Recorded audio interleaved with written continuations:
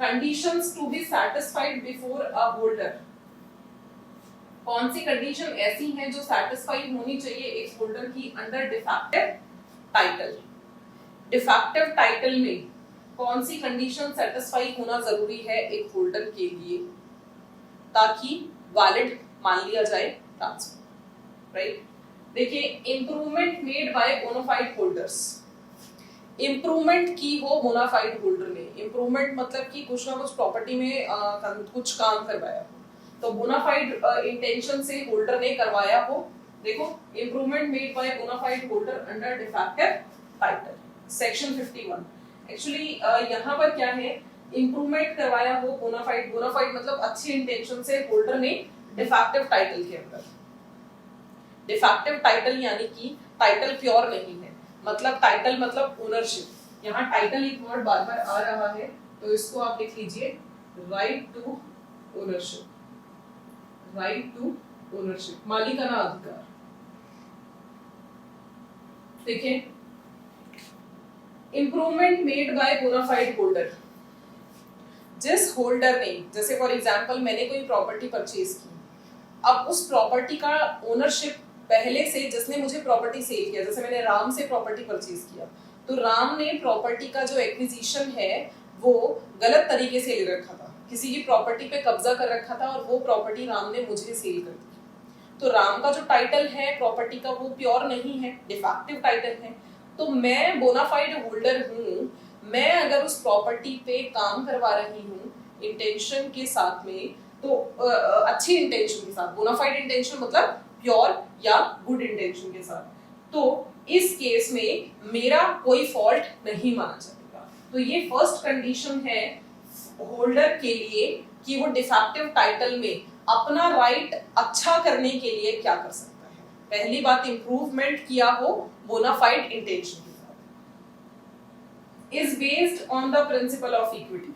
As I discussed with you कि equity का principle ये बोलता है कि अगर किसी एक का खर्चा हो गया तो दूसरा पर्सन उसके खर्चे पर बैठे बिठाए एंजॉय नहीं कर सकता, अनजस्टली वो एंजॉय नहीं कर सकता। इक्विटी का जो ग्राउंड है उसको हम कैसे एक्सप्लेन कर सकते हैं, इक्विटी का जो ग्राउंड है उसको हम एक्सप्लेन कर सकते हैं। मैं यहाँ लिख रही हूँ, आप नोट डाउन कर लीजिएगा। One person can not benefit himself at the expense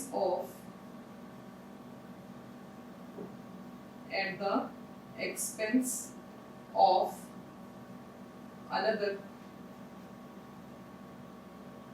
unjustly।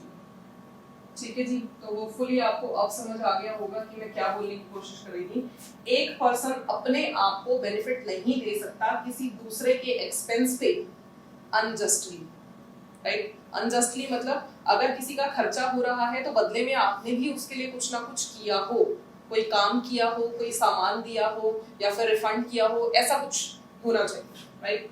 तो इंप्रूवमेंट की हो बोनाफाइड होल्डर ने डिफेक्टिव टाइटल पे, जो कि बेस्ड है ग्राउंड ऑफ या principle of equity, that one who seeks equity, जो इक्विटी क्लेम कर रहा है, इक्विटी का क्लेम कर रहा है, one who seeks equity must be equity. मतलब कि वो अगर कोई इक्विटी का राइट क्लेम कर रहा है, वो बोल रहा है कि मैंने एक्सपेंस किया है तो मुझे बराबरी का अधिकार मिलना चाहिए।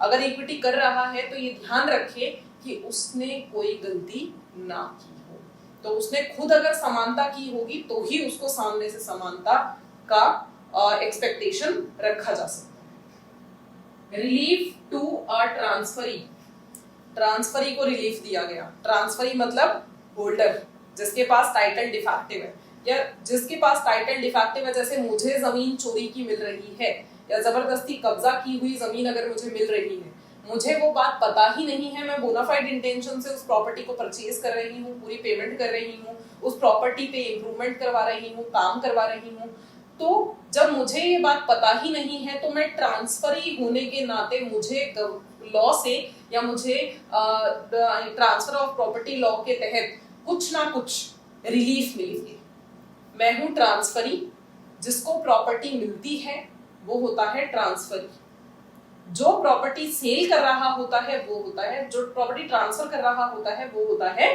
ट्रांसफरर। मतलब राम एग्जाम्पल के अंदर में ट्रांसफरर है और मैं हूं ट्रांसफरी। आप एक बार देखेंगे, relief to a transferee, relief दिया जा रहा है ट्रांसफरी को, who makes improvement in good faith. Improvement यानी कि काम प्रॉपर्टी के ऊपर में जिसने गुड फेथ में करवाया हो, गुड फेथ यानी कि अच्छी इंटेंशन के साथ, इक्विटी सोच करके जिसने अच्छी इंटेंशन के साथ इंप्रूवमेंट करवाया हो, उसको राइट दे रहा है लॉ ट्रांसफरी को। who makes improvement in good faith on the land, जमीन के ऊपर में जिसने इंप्रूवमेंट करवाया हो गुड फेथ में, held by him and is being acted subsequently, और वो जो राइट होगा वो राइट उसको पूरे तरीके से मिलेगा क्योंकि उसने गुड फेथ में काम करवाया है, और प्रॉपर्टी का जो राइट है, टाइटल है, उसका पूरा पूरा अधिकार और पूरी पूरी इक्विटी उसको मिलेगी। इक्विटी का जो रूल है वो यहाँ पर इम्प्लीमेंट हो जाएगा और बाद में ये जो टाइटल है इसको एविक्ट कर दिया जाएगा, रिमूव कर दिया जाएगा। डिफेक्टिव टाइटल जो है उसको रिमूव कर दिया जाएगा, टाइटल प्योर माना जाएगा। ठीक है, is being evicted subsequently by a person having better title, और ये बेटर टाइटल एंटरटेन करेगा, राइट।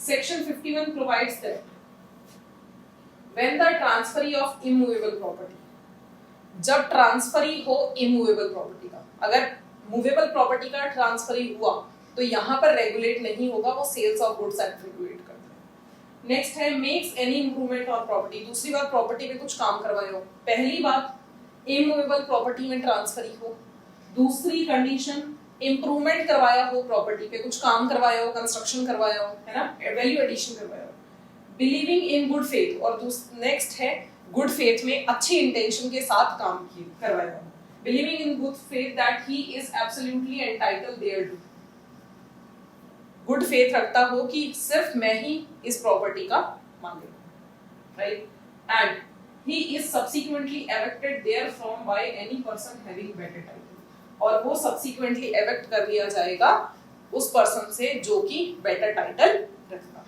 राइट। तो ये कुछ कंडीशंस थी सेक्शन 51 की। नेक्स्ट है एसेंशियल ऑफ सेक्शन 51। एसेंशियल्स क्या क्या है सेक्शन 51 के? कंडीशंस आर नेसेसरी, कुछ कंडीशंस नेसेसरी हैं। Number 1, the person who is being evicted is transferee of immovable property, जिसको एविक्ट कर रहे हो वो ट्रांसफरी होना चाहिए इमूवेबल प्रॉपर्टी का। Next, such transferee had made improvements, ये जो ट्रांसफरी है वो इंप्रूवमेंट कर रहा हो, believing in good faith, good faith में, that he was absolutely entitled to do so, ये दो कंडीशंस हैं। नेक्स्ट आपका क्या है, कुछ एसेंशियल्स यहाँ पर दिए गए हैं। तो नंबर 1 है transferee for immovable property. Transferee for immovable property में मैंने कुछ एक्सप्लेनेशन लिखा है। Section 51 gives relief to the transferee, REE का मतलब है ट्रांसफरी। सेक्शन 51 रिलीफ देता है ट्रांसफरी को इमूवेबल प्रॉपर्टी पे, जो बिलीव करता है कि वो एब्सोल्युटली एंटाइटल है इंप्रूवमेंट करने के लिए, राइट।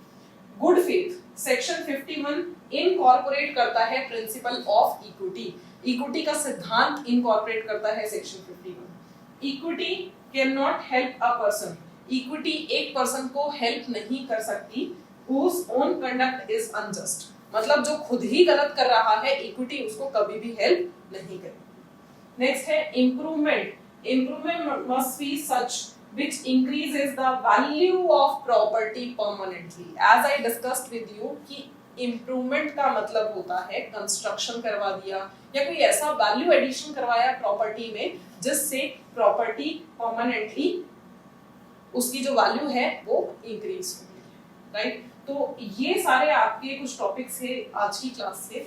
और सब्सिक्वेंट का मतलब मैं आपको लिखवा देती हूँ, सब्सिक्वेंट का मतलब है फर्दर, फर्दर या फिर फॉलोइंग, राइट, डन। इंप्रूवमेंट कहाँ है, इंप्रूवमेंट का भी मीनिंग आप नोट कर लीजिए, ये वर्ड है आपका इंप्रूवमेंट, मतलब वैल्यू एडिशन। अब ध्यान रखिएगा, ट्रांसफर ऑफ प्रॉपर्टी एक्ट में इमूवेबल प्रॉपर्टी के बारे में ही बात की जाती है। मूवेबल प्रॉपर्टी का जो जिक्र है वो सेल्स ऑफ गुड्स एक्ट के अंदर है। इमूवेबल प्रॉपर्टी यानी कि ऐसी चीजें, ऐसी प्रॉपर्टी, ऐसी वस्तुएं जिनको आप एक जगह से उठा करके दूसरी जगह मूव नहीं कर सकते हो, जैसे लैंड है, बिल्डिंग है, ये सब इमूवेबल प्रॉपर्टी है, राइट। तो इमूवेबल प्रॉपर्टी का सारा provision transfer of property act में दिया गया है, जबकि मूवेबल प्रॉपर्टी का जो प्रोविजन है वो दिया गया है sales of goods act, right. तो आज की क्लास में हम लोगों ने कुछ टॉपिक कवर किए हैं। अब हम नेक्स्ट क्लास में मिलेंगे कुछ और नए टॉपिक्स के साथ। तब तक के लिए thank you so much, take care, keep studying.